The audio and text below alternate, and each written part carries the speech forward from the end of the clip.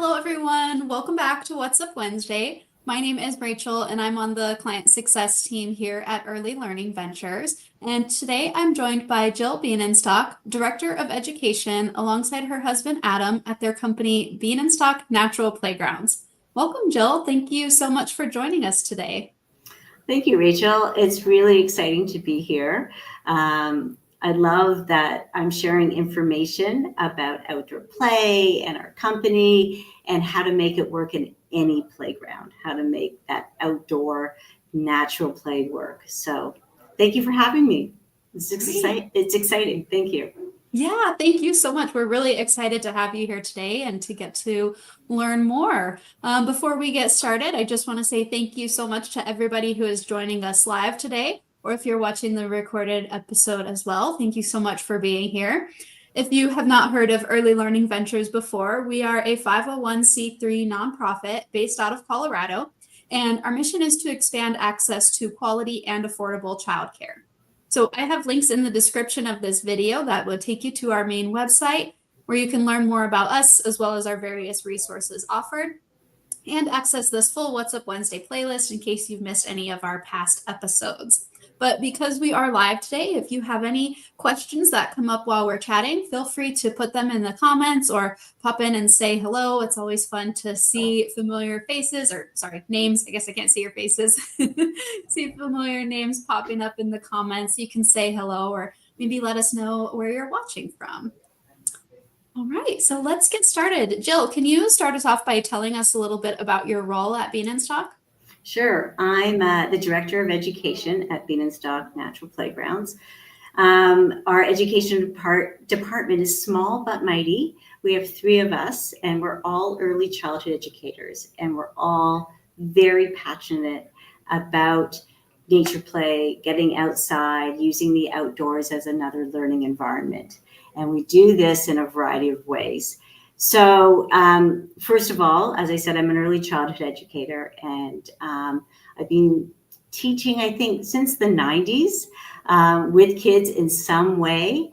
I started at a children's hospital back in the 90s, and that was great because we had to find inclusive ways, whether we were inside or outside, to make it work for children in the early years. So I worked with infants, toddlers, and preschoolers, and we figured out how to help that child find their place of mastery.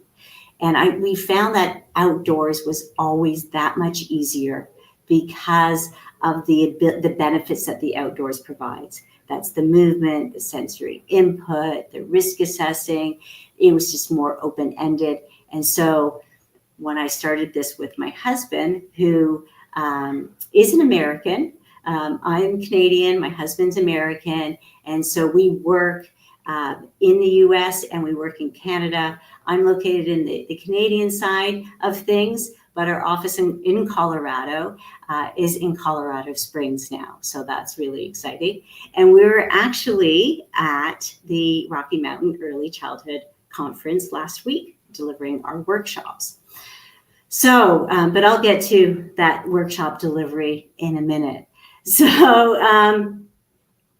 what I wanted to tell you about is sort of what Bienenstock does, and then I can tell you a little bit more about how we support the Bienenstock team as well as educators within our community. Thank you. That's a great introduction. And I'm glad you mentioned the conference as well. I would love if anybody watching maybe got to stop by our booth or was at RMACC at all last week. We'd love to hear it. Yeah, it was great. We did 2 different types of workshops. I think we were the only ones that did an outdoor workshop, and we did outdoor loose parts and tools. It's called Unraveling the Mystery of Outdoor Loose Parts and Tools and keeping it simple that way.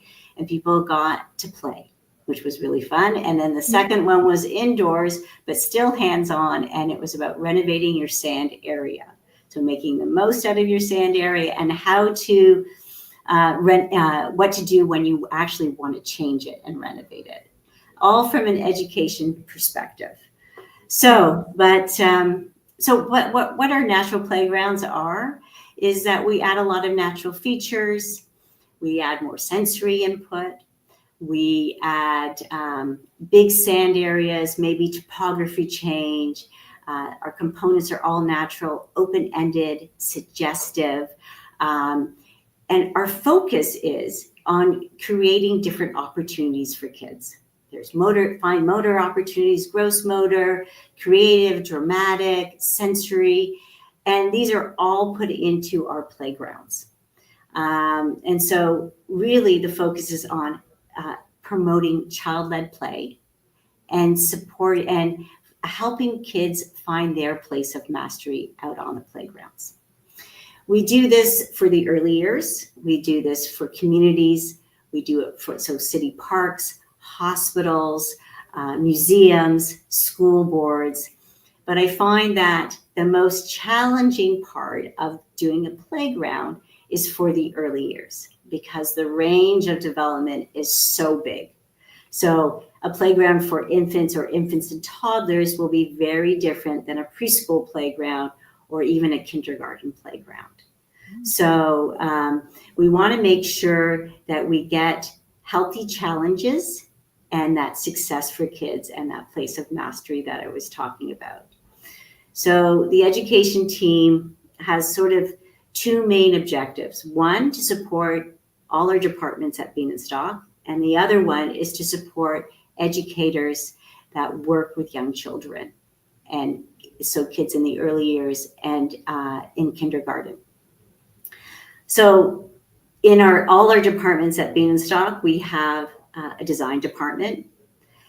We have a production department that does the components and an installation department. And then we have our nature play advisors who are basically our sales team, and they are all educators, which is really strange. That they're not part of the education team, but they're all educators, so they get it, and they can help you on that nature play journey. But our designs, we make sure that they're using best practices for child development, that they understand the widths and the heights of stumps and climbers that are made out of big logs and what that looks like. So the teachers don't need to be standing at a place to make sure that the kids are okay, because the kids can be independent and their play can be child-led, that they're not fearful of them from falling from a big height. So that's one, that the designers get child development and how kids motor plan at a certain time, and even how toddlers, they start crawling up stumps and then they start being vertical and then jumping off of things. And when does that happen?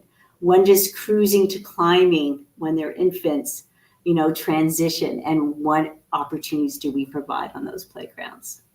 So that's design and components. I make sure that our production team doesn't get, they're creative, but they stay within those best practices again. So they don't create those big heights or make it too narrow, but they follow child development and they understand why they're doing it in a certain way. Yeah, that's amazing then, and that your team is made up of educators, and that's really impactful to be able to have their expertise put into the work that you guys are doing. Exactly. So child development is integrated into everything we do. Yeah. And that's what makes it so much fun, and so our playground's so successful from my perspective. Because the education team then also supports our clients by visiting and supporting them with training and how to make the most out of these open-ended components that sometimes they say, what do I do with those posts? I don't get it, right? So then we support them with the right loose parts and tools to use on their playground to really provide even more opportunities. So that's one of the things we do. And then the other portion of it is, supporting educators in the community that we live in, and doing workshops and webinars virtually. And by the way, I think this is how you found out about us, is that I do free Tuesday night webinars about nature play opportunities. And it's the first Tuesday night of the month.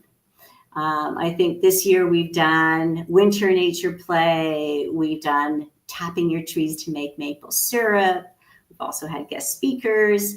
And then next time I do a session, it will be April 1st, and it will be about the benefits of learning with mud kitchens. So it's called Dirty Dishes, the benefits of learning with mud kitchens. And it's all about what type of mud kitchen is good, what tools do we use, what sensory materials, should I have shade around me, and so on. So the whys. That sounds like so much fun.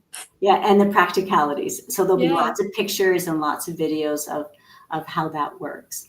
Amazing. I just put the link for the Tuesday night webinars in the comments here. Wonderful. Who can attend those? Who are the webinars open for? So it's focused for educators in childcare and kindergarten.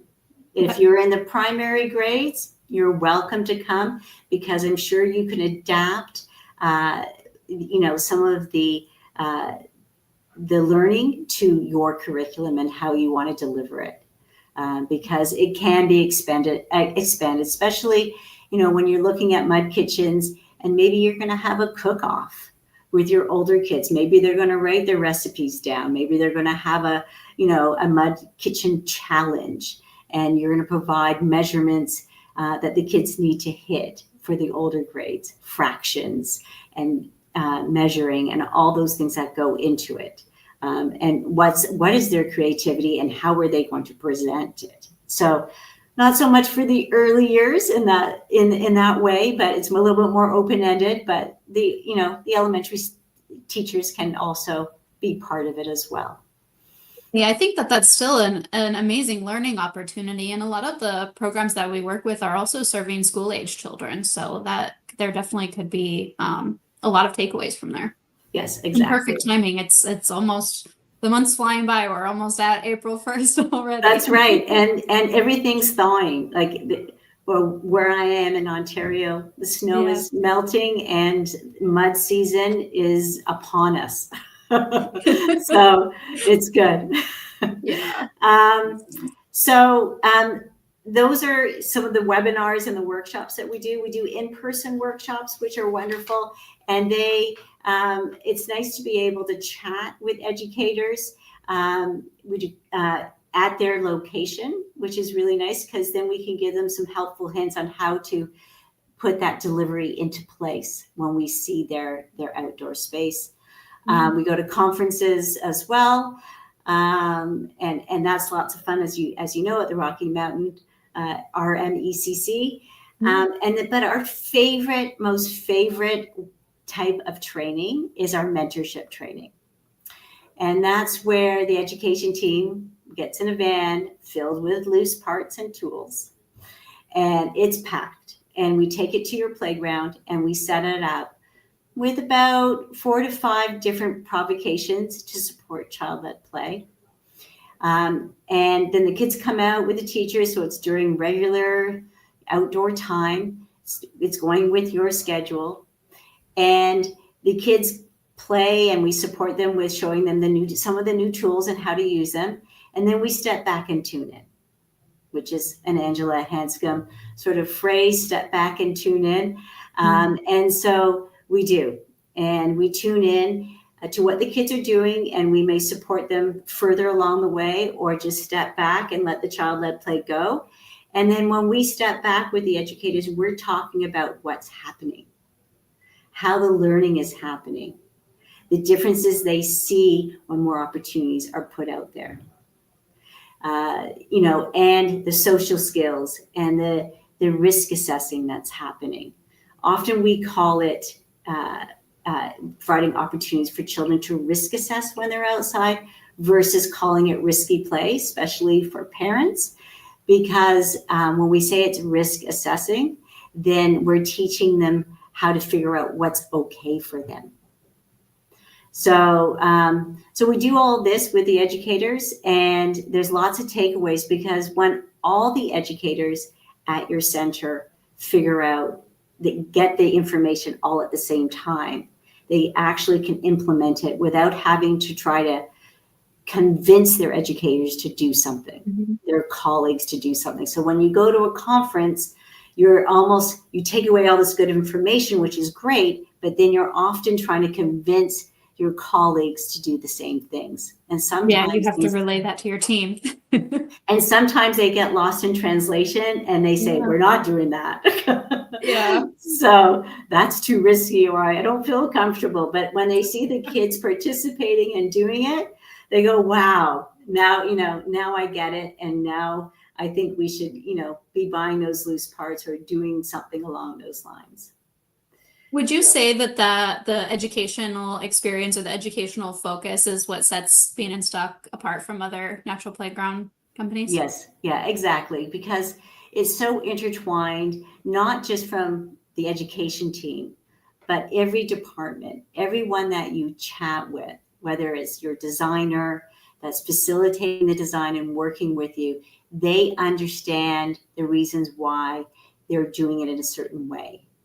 We're part of not only, working with the design team, but often with facilitating, the session with the client. So we're often there within the meetings that the design team has. And then when we go there, they go, oh, now I get it.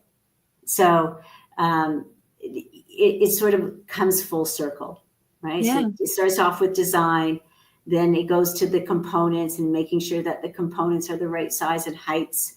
And then it goes to the install team. And the install team also can, when they're making the playground and putting the design into reality, they can visualize how the kids are going to use it because of their training that the education team has provided to them. So that's really good. Amy said in the comments, I think she said it perfectly. It's amazing that this is educational for staff and for children. Yes. Well, the kids really, in the mentorship training, the kids really get to play and they often say, this is the best day ever. And with childcare, they're usually out for over an hour because they want to stay out longer. And even those toddlers are out for longer. And even in the winter, because we always try to figure out different ways to support outdoor play because so much learning happens through outdoor play.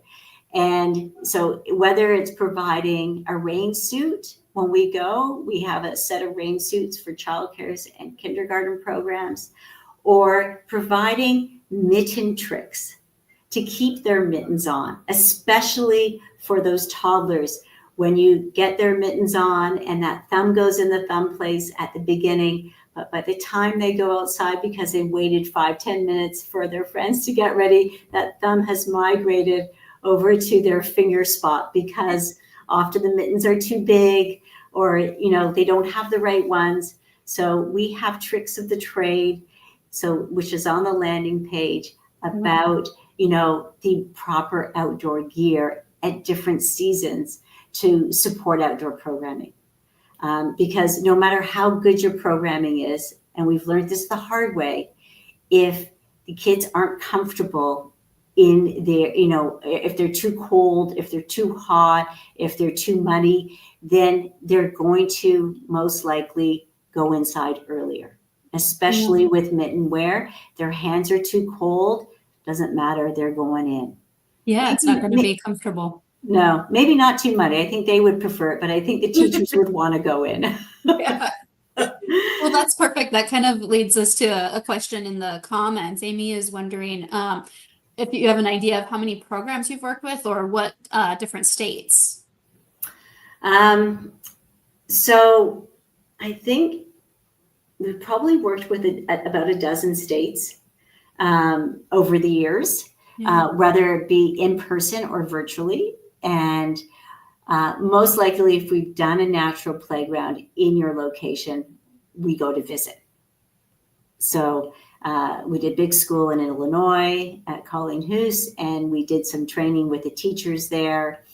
San Francisco, that one was done virtually, but we've done a lot of Waldorf schools and worked with them in supporting their outdoor education.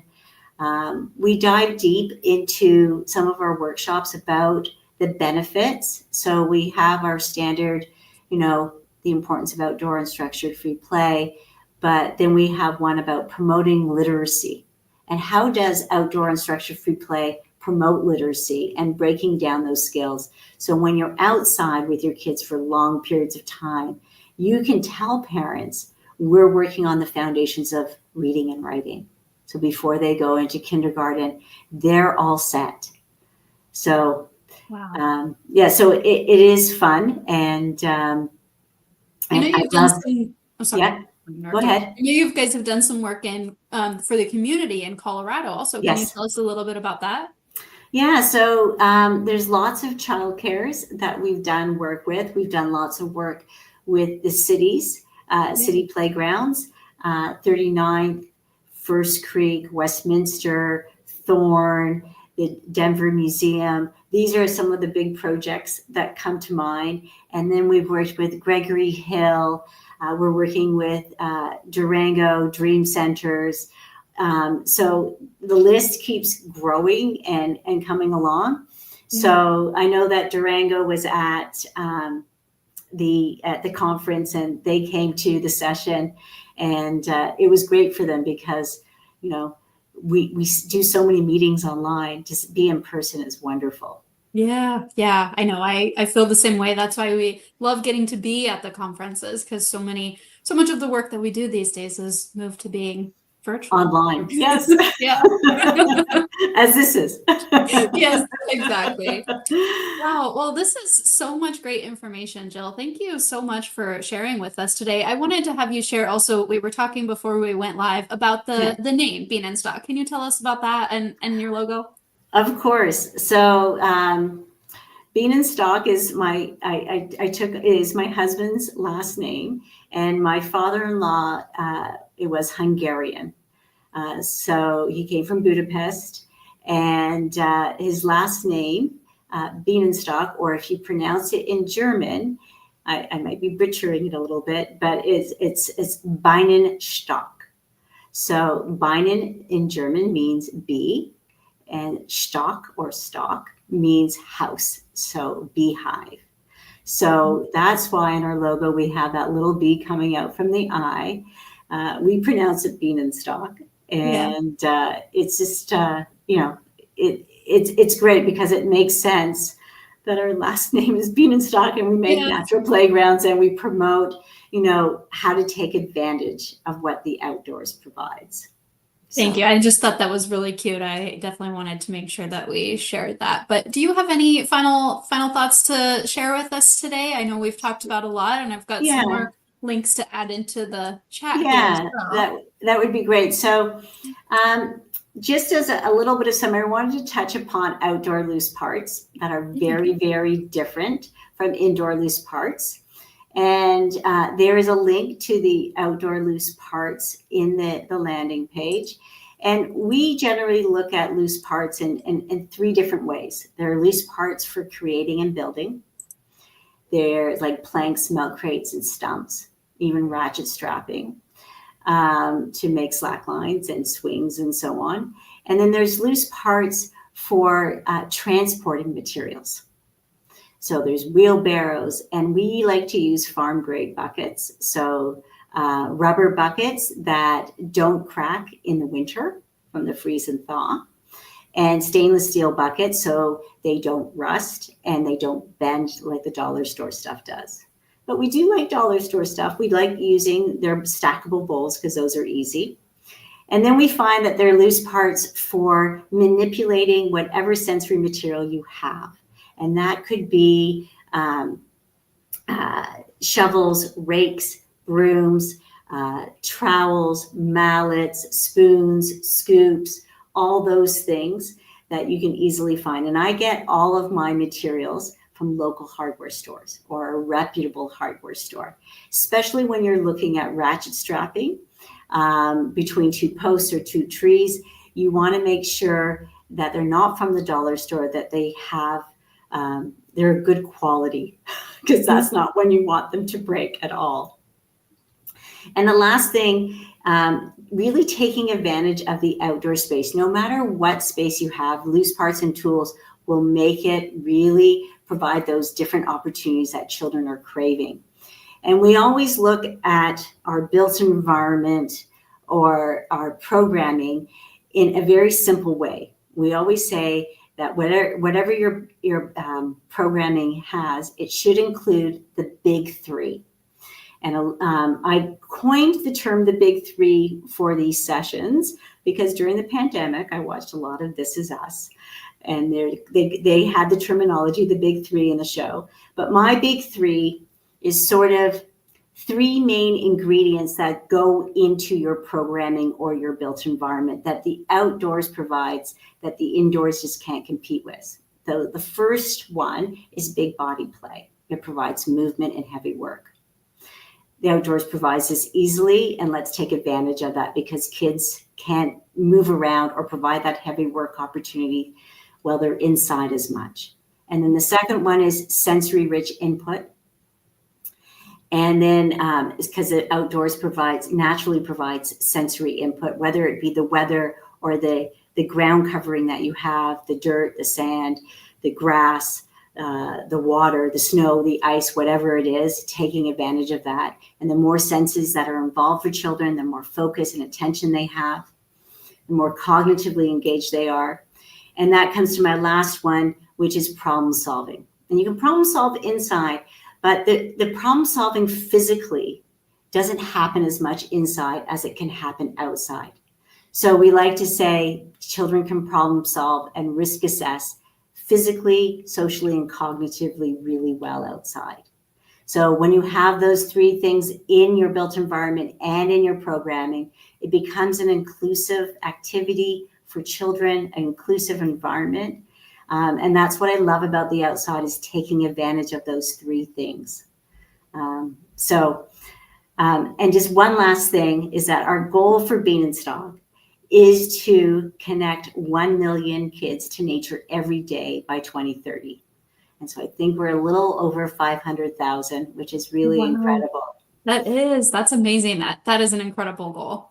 So, yeah. So it would be great if anyone wants to come to the next session on April 1st on Mud Kitchens on that webinar. It is 5 p.m. Mountain Standard Time. Okay, perfect. Thank you. Yes, I have all of the links in the description of this video, also in the comment section. We've got a QR code here on the screen, so to point you in the right direction to check out these resources that Jill has shared and provided, and hopefully to join the workshops and learn more. Thank you again. Thank you so much for sharing with us today, Jill. It was really great to have you. My pleasure. Thanks for all the time. That was great. Awesome. And we've got lots of comments saying hello and thank you as well. So thank you for attending. Okay, thank you very much. Thanks everyone for watching, and we will see you next time. Bye. Bye.